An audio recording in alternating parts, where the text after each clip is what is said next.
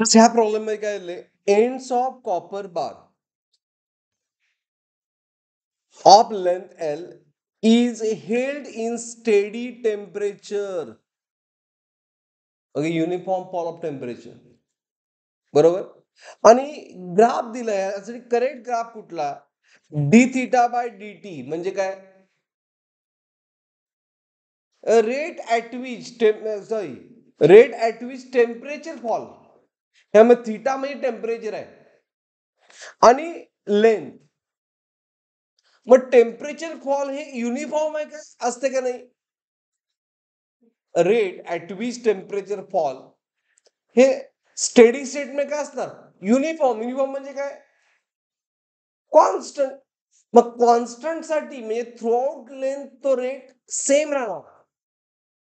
मग through out length साठी जर D theta by D T, ह्यामध्ये काय दिले, D theta by D T आणि लेंथचा ग्राफ दिलाय, एक्स म्हणजे लेंथ.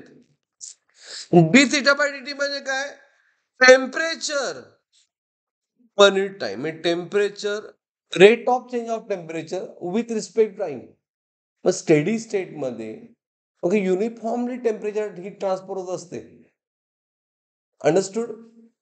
त्यामुळे ओके जर तुम्ही आणि हे जर राहून दे डायरेक्टच होत, तर डीटी बाय स्टेडी स्टेट आहे. स्टेडी स्टेट में दिस रेट इज कॉन्स्टंट आणि जर कॉन्स्टंट असलं म्हणजे थ्रू आउट लेंथ सेम एकच व्हॅल्यू 10. फॉर एक्झाम्पल याची व्हॅल्यू एक्स, मी नंबर वाईज म्हणून 10 100 सगळीकडे 100 जाणार. म्हणजे काय, कसं कुठला ग्राफ येणार, ए. त्यामुळे ऑप्शन इज इज